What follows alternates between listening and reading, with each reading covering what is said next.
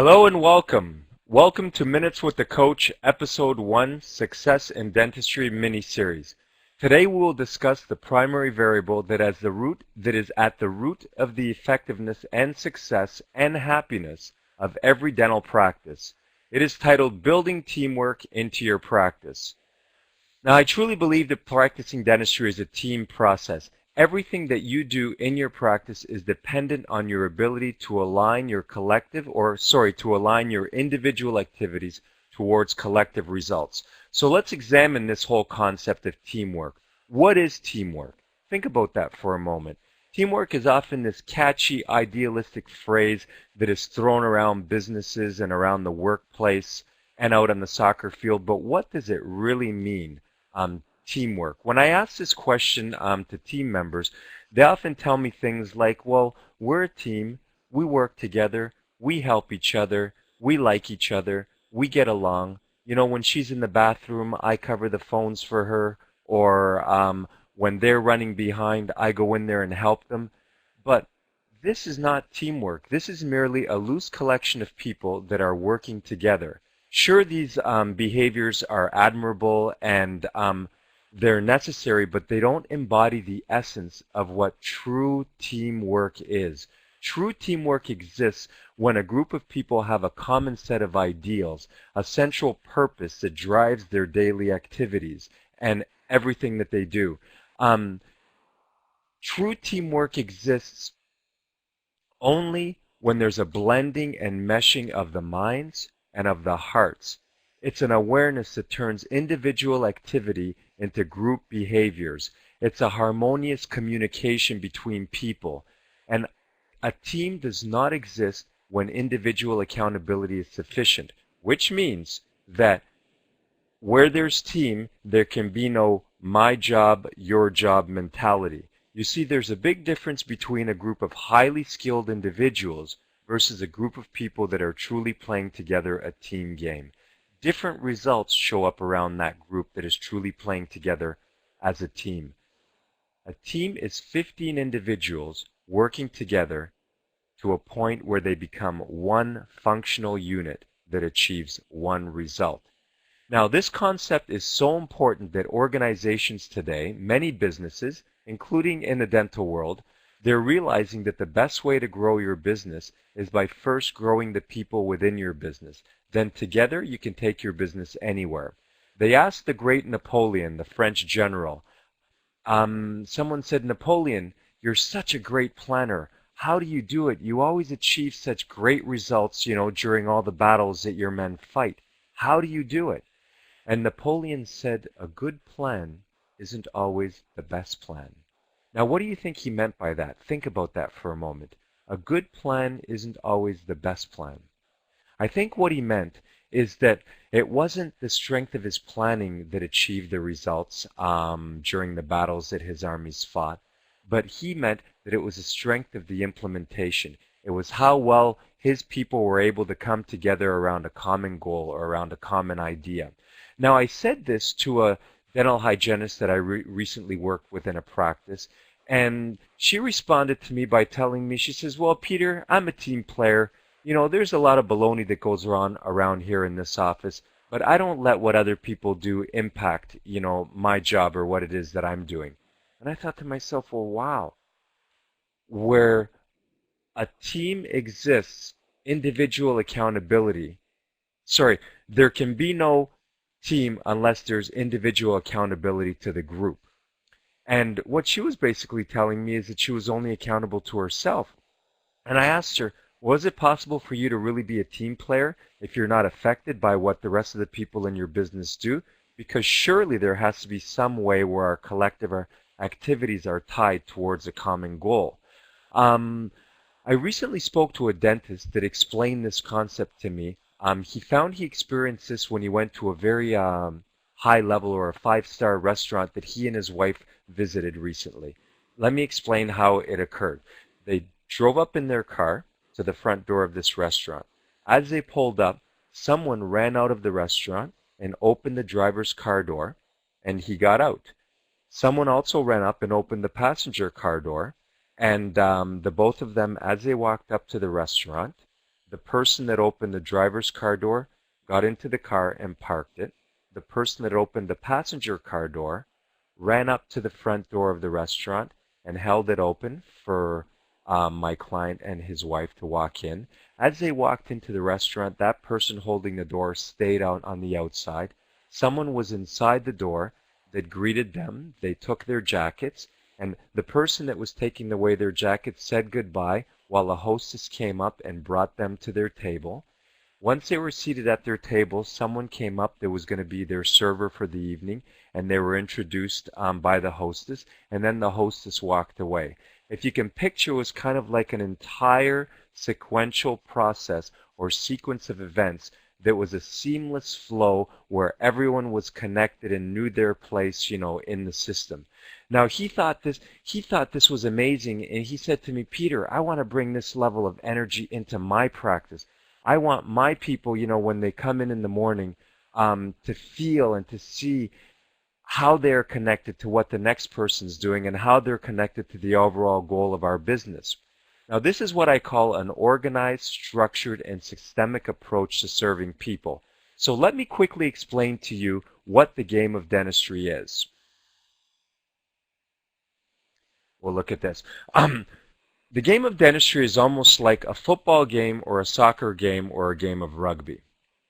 In the game of football, you've got a bunch of players that are trying to get a touchdown, and if they get a touchdown, they get 7 points. In the game of soccer, you've got a bunch of players that are kicking the ball on a soccer field, but they're trying to move it downfield and get it between the goalposts. In the game of basketball, you've got a bunch of players working together to try and put one common basketball into a basket in order to get 2 points. Well, can the game of dentistry be seen the same way? I'd like you to think about that for a moment. I think that it can. The game of dentistry, just like any other game, involves a series of steps or rules. Let's look at those steps. The first one would be the initial contact. That's the person who first sees patients when they come into your business. The second step would be the relationship. The third, patient education.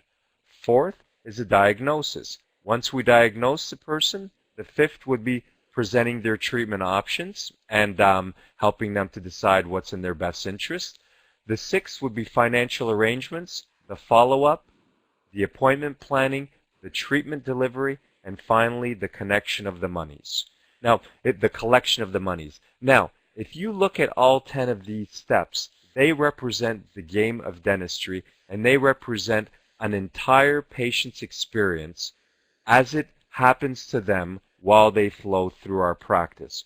Now, the question I would ask you is, who is responsible for each step? Do you see your practice as different people being responsible for each step? For instance, the front desk is responsible for the initial contact, the dentist is responsible for the diagnosis, the treatment coordinator is responsible for the collection of monies. Do you see your business that way? Or do you see your business as every person within your practice is responsible for every step? For example, if I'm the dental hygienist and I'm walking out to my car to go to lunch, so I'm in the parking lot outside the dental office, and a new patient pulls into the parking lot. And as I'm getting into my car to go to lunch, the new patient asks me, oh, how do I find Dr. So-and-so's office? And I'm in a hurry, so I quickly tell them, oh, it's in there, and I drive away. Versus, I stop and I say, oh, hello, welcome to our practice. My name's Lisa, or Peter. I'm the dental hygienist. If you just walk around front, the center door, as soon as you walk in, there's Kathy will be there to greet you, and Dr. So-and-so and his assistant are looking forward to seeing you. Two completely different levels of initial contact as it is experienced by the patient.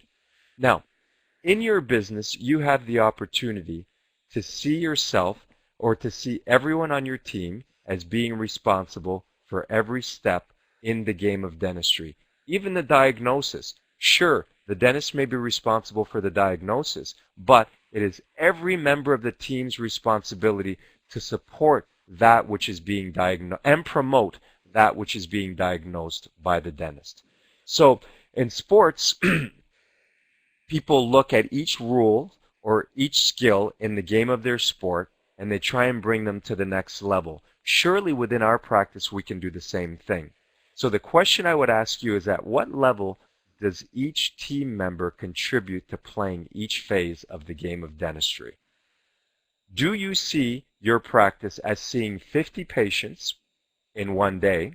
If you see 50 patients a day, do you see your business as seeing 50 patients in one day, or do you see yourself as delivering one experience 50 times to 50 different patients? It's a completely different level of thinking.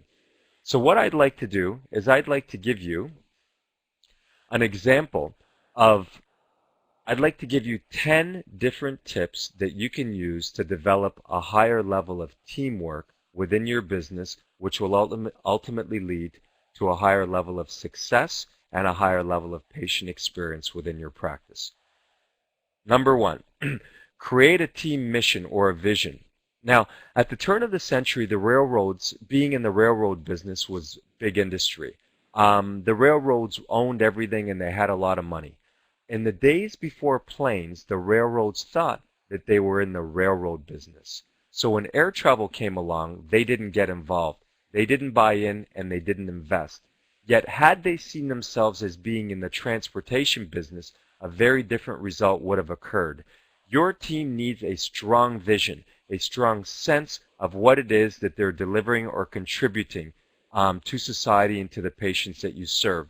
Without a strong vision, your day will become reduced to a series of meaningless, boring tasks that have no purpose beyond the tasks themselves. And team members can start to feel like bricklayers. Rather than thinking about the cathedral that they're building, they start to feel like they're merely laying bricks day after day after day.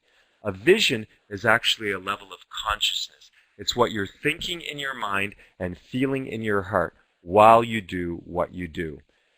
And as I heard a great basketball coach say, it has to exist in here before you can create it out there. And I'm surely that's the same thing within our business. So step one to creating a high-level team is get together with your team and develop a team mission or vision that everyone can buy into.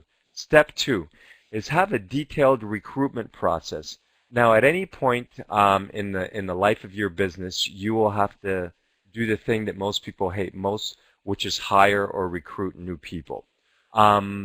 When you hire and recruit new people, it's very important to make a list of exactly what it is that you want from the person that you're bringing into your business, and then screen them and interview them according to your needs that you have on that list.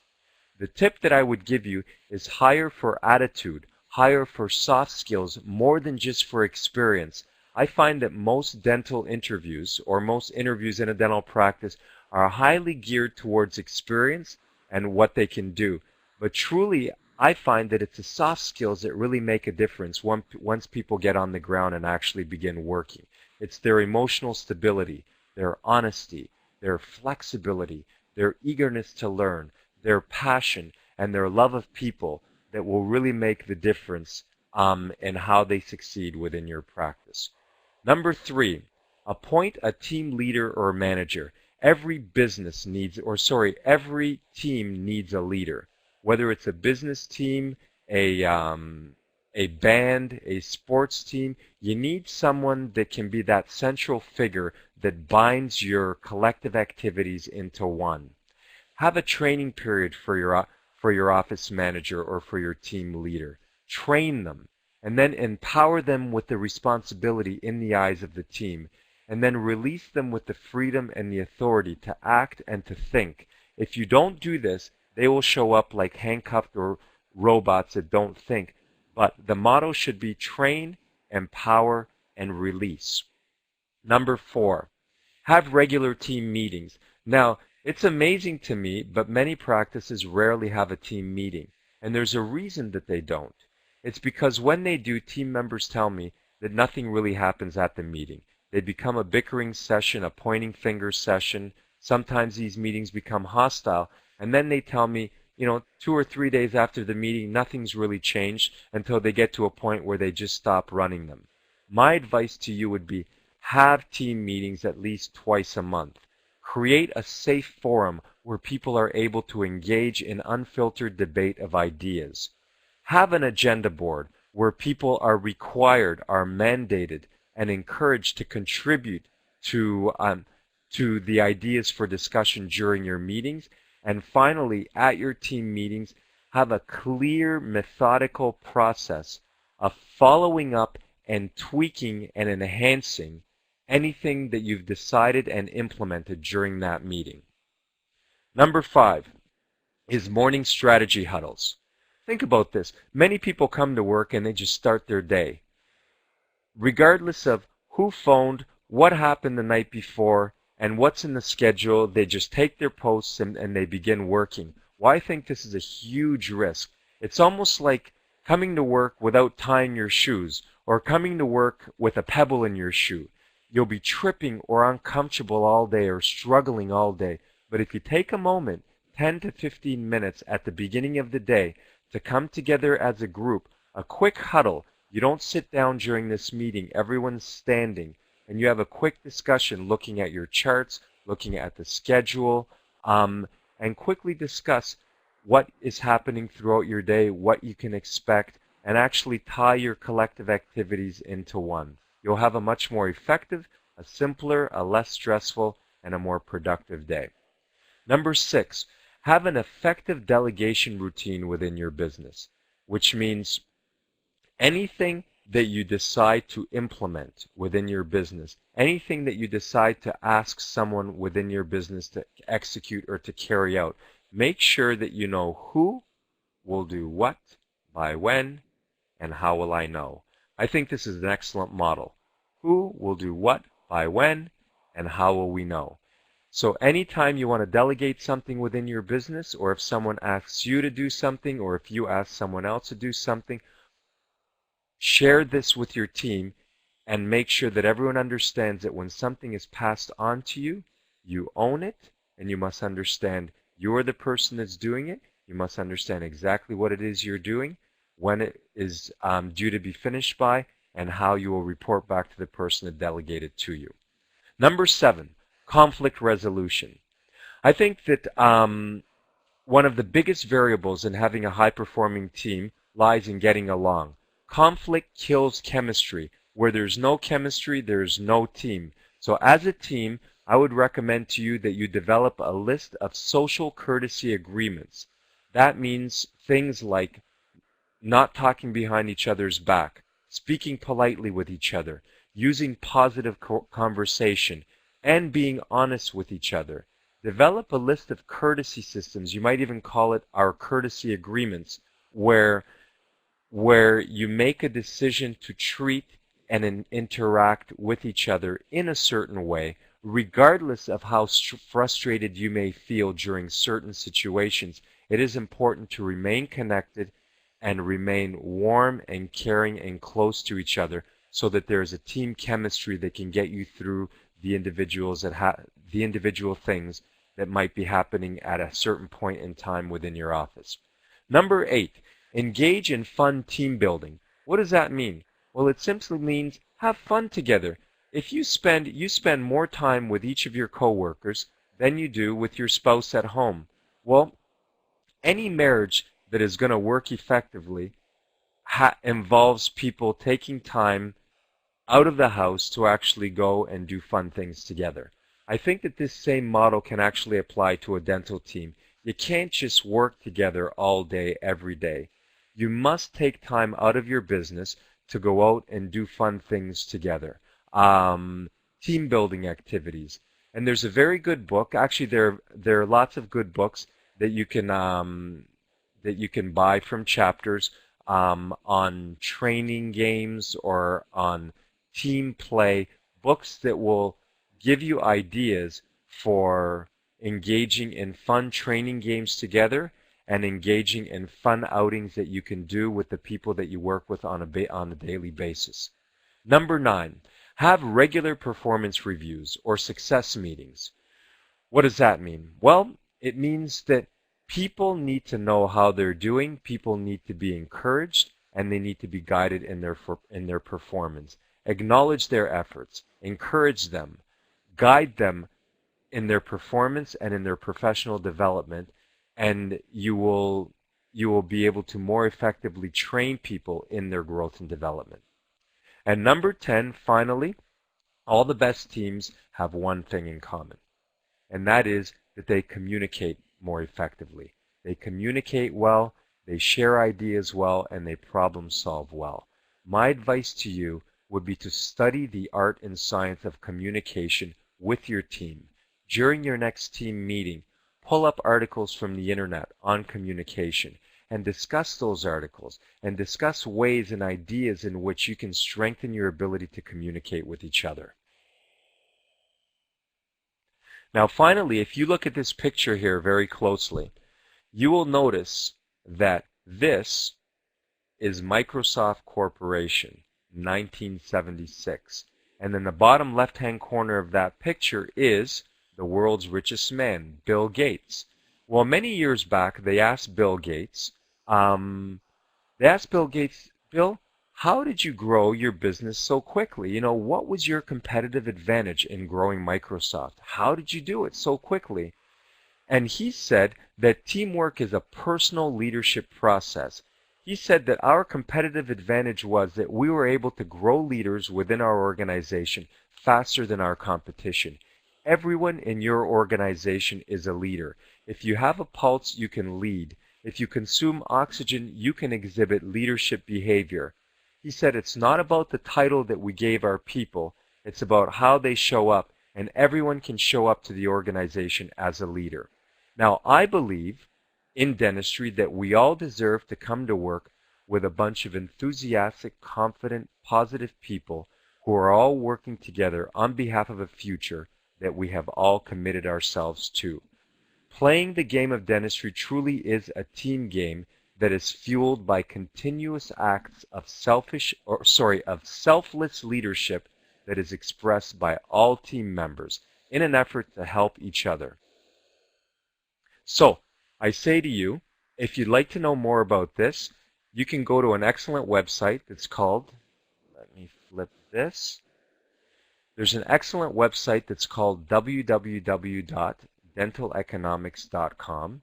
In this website, there are written many articles on many things related to the success of dentistry. And if you do an advanced search and type up teamwork, you'll be able to pull up many articles on this whole concept. Please feel free to call me if you wish to discuss anything that we've discussed today.